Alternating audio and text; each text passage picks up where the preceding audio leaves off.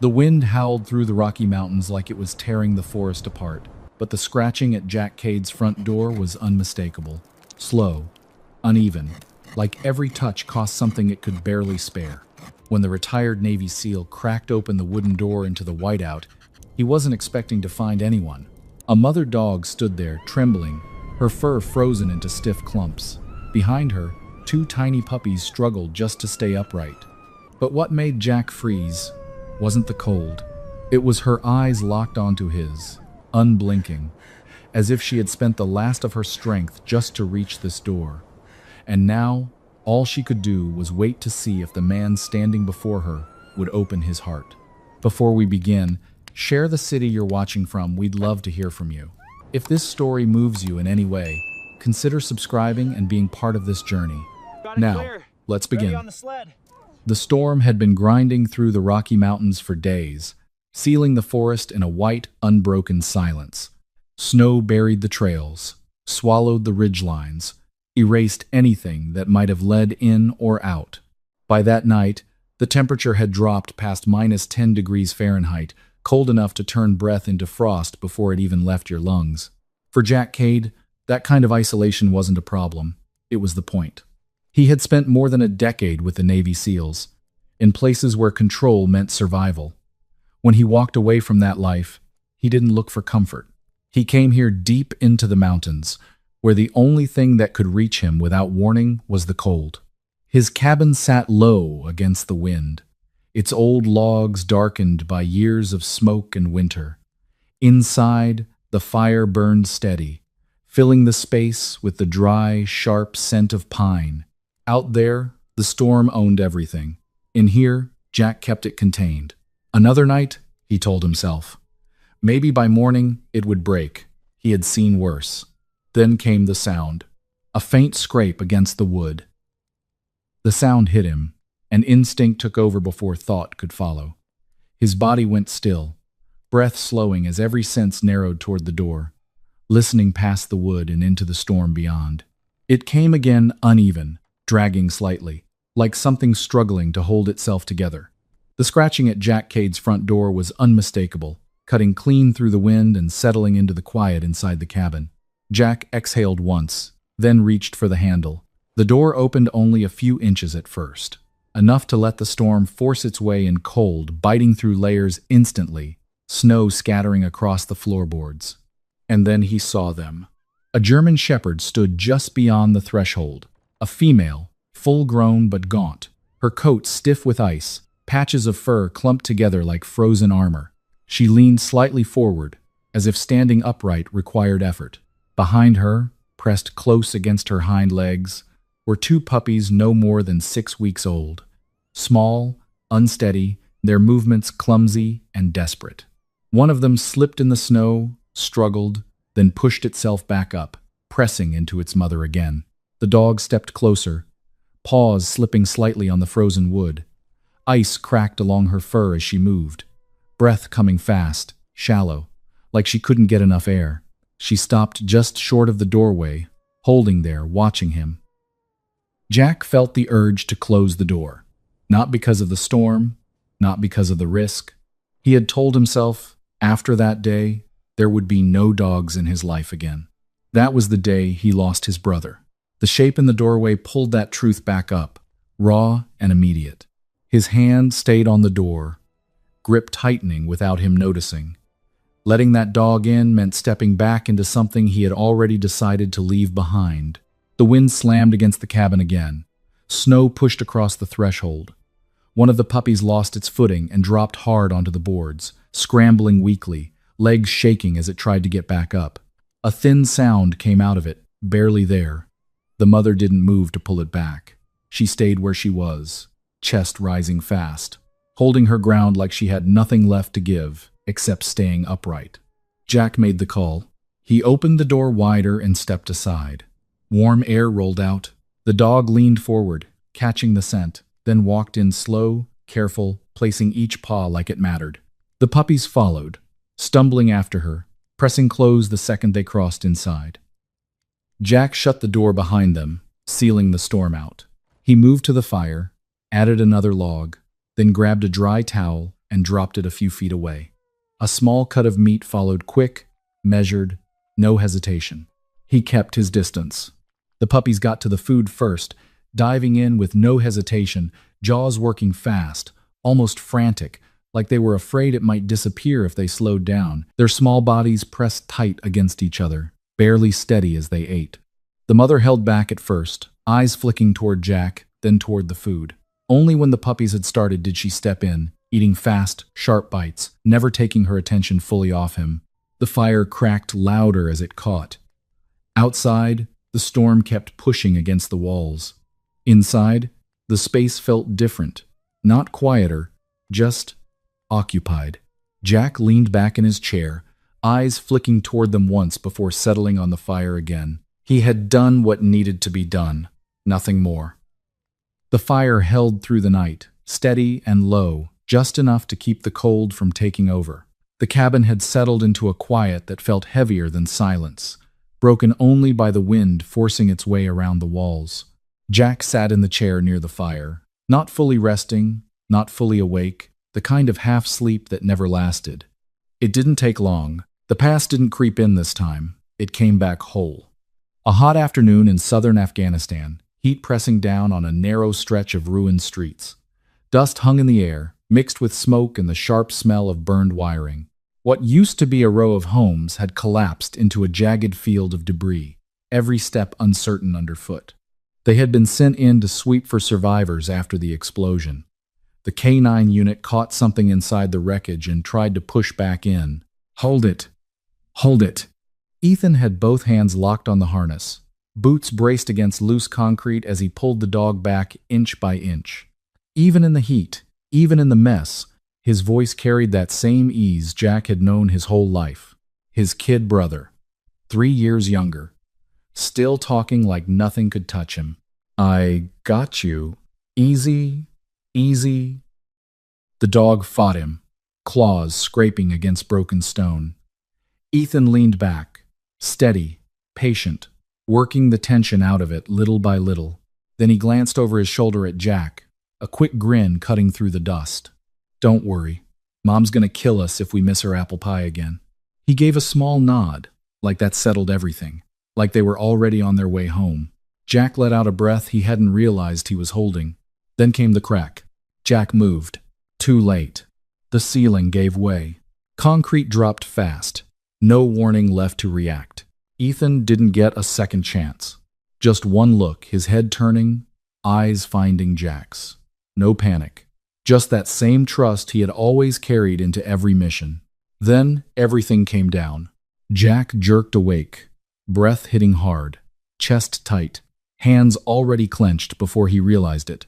The cabin snapped back into place around him, the fire, the walls, the cold pressing in from the edges. But the weight stayed. It always did. Something moved in front of him.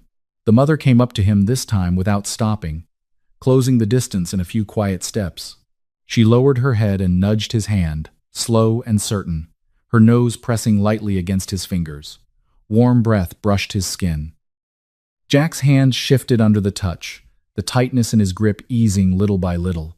His shoulders dropped a fraction, like something inside him had finally let go.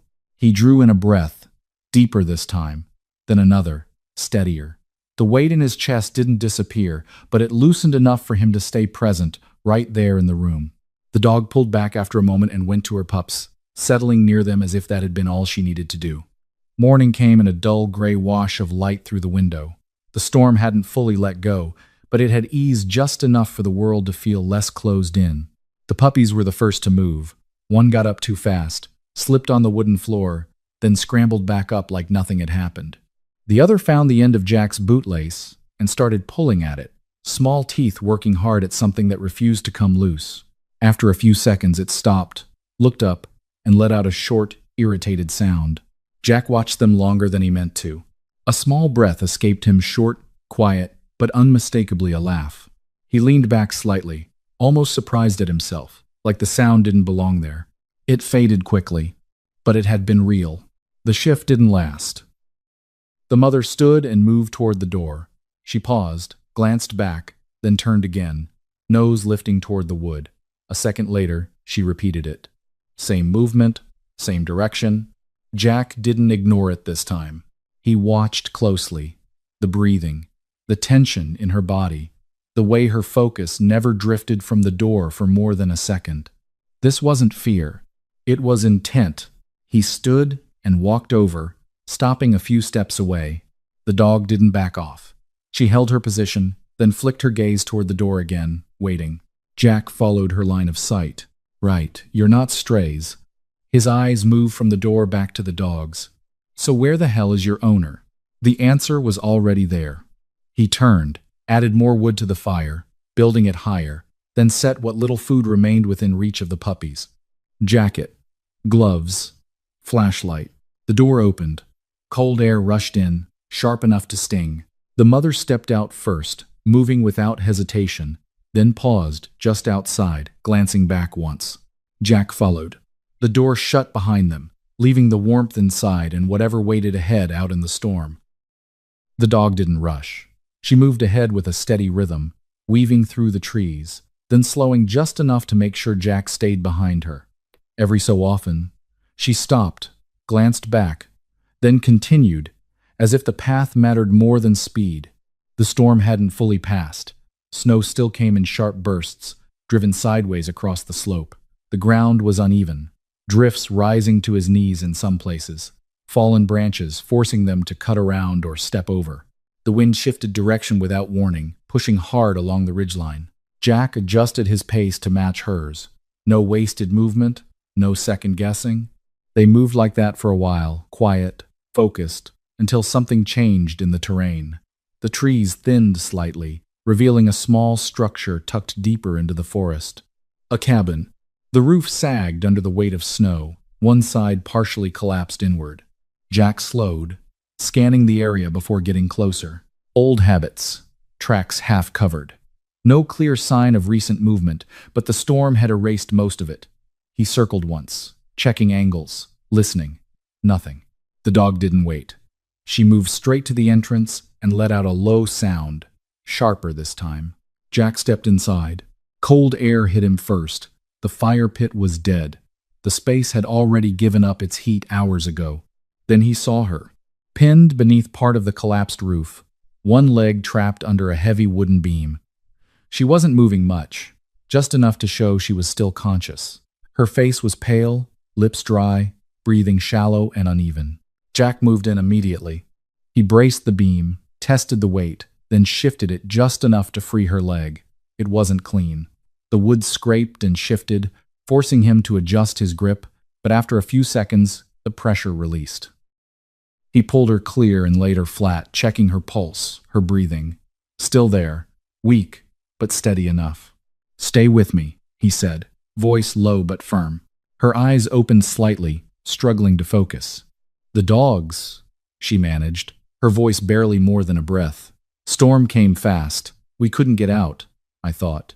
She stopped, swallowing hard. "Thank God you found us." He checked her leg, set it straight as best he could, then used 2 pieces of broken wood as splints and tied them in place with strips of cloth. After that, he wrapped her in a heavy jacket to keep the heat in. "Can you stand?" A small shake of her head. "All right." He lifted her, adjusting her weight carefully, then turned back toward the door. The dog was already outside, waiting. The walk back felt longer. The wind picked up again, pushing against them, slowing every step. Jack kept his pace steady, adjusting to the added weight without breaking rhythm. The dog stayed close this time, no longer leading, just making sure they stayed on track. By the time they reached his cabin, the light had shifted toward late afternoon. Inside, the warmth hit them immediately. Jack set her down near the fire and moved fast. More wood, more heat, then water, then food. No wasted time. The puppies reacted first. The moment they saw her, they scrambled forward, clumsy but determined, pressing into her sides, small sounds spilling out of them, somewhere between relief and exhaustion. She let out a weak breath that almost sounded like a laugh, one hand finding them, pulling them close. Hey, easy," she whispered, voice breaking slightly. The mother stood nearby, watching, her body finally easing in a way it hadn't before. Jack stayed a few steps back, letting the moment happen without stepping into it. Later, when the room settled again, she looked over at him. "I'm a forest ranger," she said quietly. "Came out here to set up winter tracking grids. The forecast said clear skies. We weren't supposed to get hit like this." Jack gave a short breath through his nose, something close to a dry laugh. "I don't trust forecasts." A faint smile crossed her face before the fatigue pulled it away. He checked her leg again, tightening the support, making sure the swelling didn't worsen. "You'll need a hospital," he said. "This is temporary." She nodded slowly.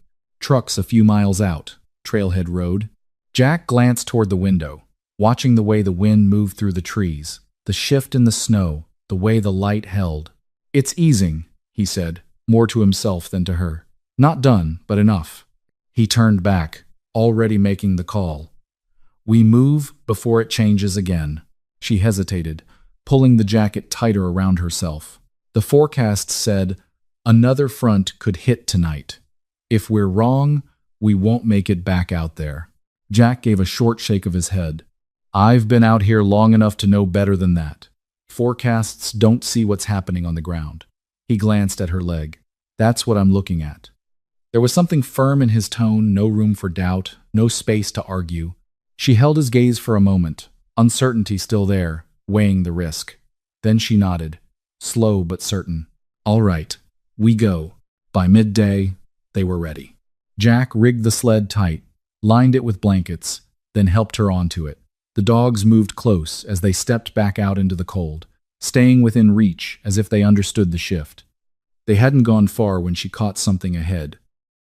A bobcat lay pinned beneath a fallen branch, one hind leg trapped under a mix of wood and frozen snow. Its sides moved shallow, too weak to struggle much. She looked at it, then at Jack. He kept walking. A few steps. Then slowed. "Come on," he muttered under his breath, turning back. "We don't have time for this." He was already moving toward it. It took a moment to clear the weight. He shifted the branch carefully, easing the pressure until the leg came free. The bobcat tried to move, failed, and stayed where it was, breathing hard. Jack cleared a space at the back of the sled. "Easy. Get it up." She leaned forward, helping guide the animal onto the blankets behind her. It didn't resist, too exhausted to care. They moved again, the sled heavier now. Not long after, another shape caught his eye, a small squirrel pinned under a narrow trunk, its leg twisted at an awkward angle. It struggled weakly when he approached. He crouched, lifted the wood just enough, then pulled it loose. The squirrel scrambled a short distance, then stopped, unable to go any further. Jack glanced at it, then back at the sled. "Yeah, let's just add you to the passengers," he muttered. He picked it up and set it gently beside the bobcat, adjusting the blankets so it wouldn't slide. Behind him, she let out a quiet laugh, shaking her head slightly. "You're going to need a bigger sled." The corner of Jack's mouth shifted, brief and reluctant. The puppies moved around her feet, more stable now, tails flicking as they kept pace with the sled. They pushed forward together, slower, heavier, but no longer just trying to get out. For a moment, it felt lighter. Then the wind shifted. Jack looked up. The sky had changed clouds, thickening fast, the light dimming too quickly for the time of day. A fresh wall of snow was already building in the distance, rolling in fast. He didn't wait this time. "We need to stop. Now." The storm closed in almost immediately, wind cutting across the slope, snow swallowing the path behind them in seconds. Jack scanned the slope, picked a spot where the terrain dipped slightly, shielded from the worst of the wind. Here. He dropped the sled and moved immediately, boots driving into the snow as he started digging. Fast, efficient, no wasted motion. The ground beneath was packed tight, but he worked through it, carving out a shallow trench just wide enough for them to fit. "Help me pack the sides," he said, not looking up. She shifted from the sled, bracing herself despite the pain, using her hands to press and shape the snow wall, reinforcing it. It wasn't clean work, but it held. Jack pulled a tarp from his pack, stretched it low across the branches, then pinned one edge down with his knife and secured the rest with cord, pulling it tight until it held against the wind. The structure came together piece by piece, rough, uneven, but enough to break the wind. The dogs moved in without being told. The mother settled along the open side, body angled against the gusts, forming a barrier. The puppies pressed into her, then edged closer toward Jack, drawn to the heat gathering near where he worked. He struck the fire next, shielded it with his body until it caught, feeding it slowly, careful not to let the wind snuff it out. The flame held, small, but steady. Behind them, the bobcat lay curled into itself, breathing shallow but calm. The squirrel stayed tucked into the blankets, barely moving, conserving what little energy it had. The space tightened around them, everything drawn closer by the cold. No one said much. There wasn't anything to say that would make the storm smaller. Time moved differently in that kind of night, measured in how often the fire needed feeding, in how long the wind held one direction before shifting again, in the way the cold tried, again and again, to find its way in. Jack kept moving, adjusting the tarp, checking the edges, feeding the fire, making sure the sled didn't drift. Every action had purpose. Every decision had weight. At some point he sat back for a moment, catching his breath. He looked around. The ranger leaned against the packed wall, one hand resting near the puppies, keeping them close.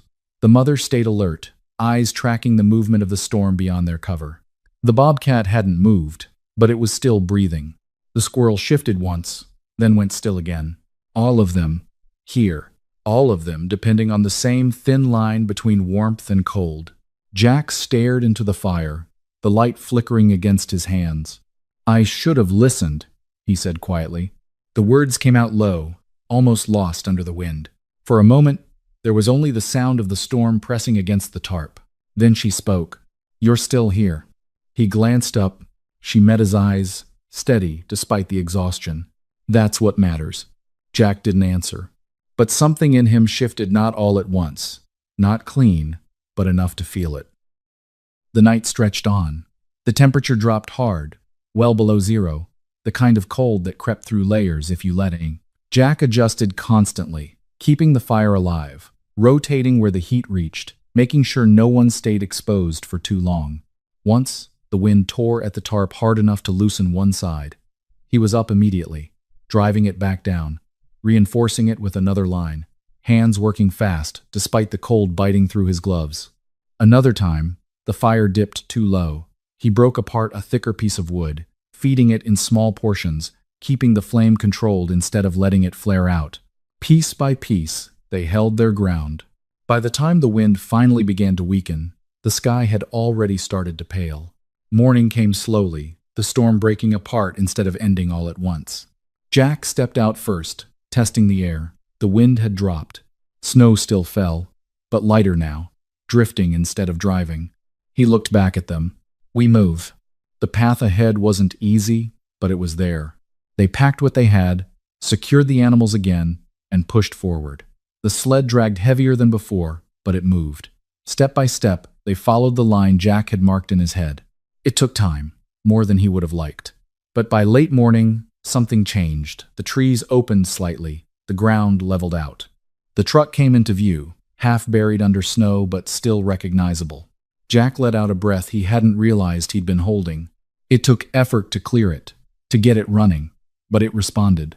Slow at first, then steady. They loaded in carefully her first, then the animals, making space where they could.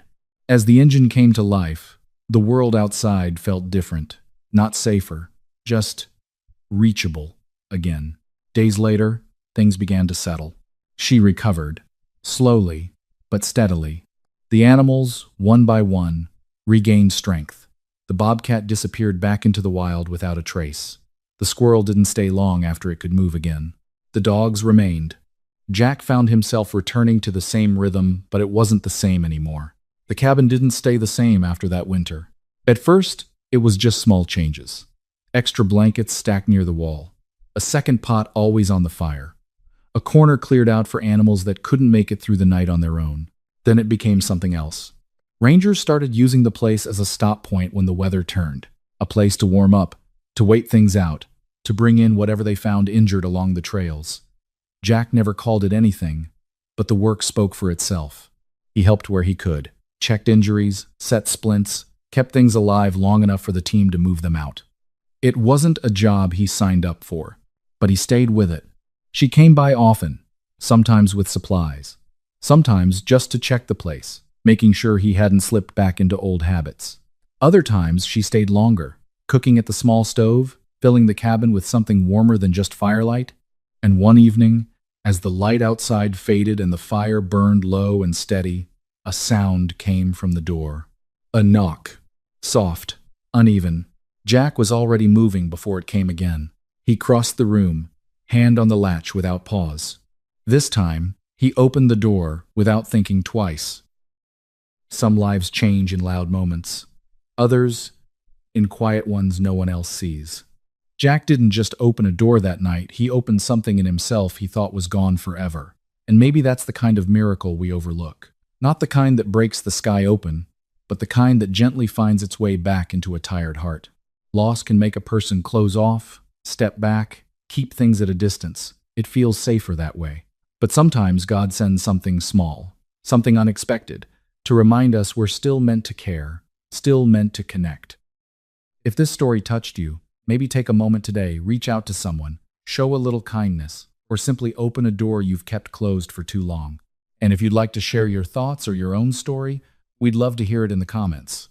Stories like yours matter more than you think. If this kind of story speaks to you, you're always welcome here. May God watch over you, bring peace to your heart, and guide you gently toward whatever you need most.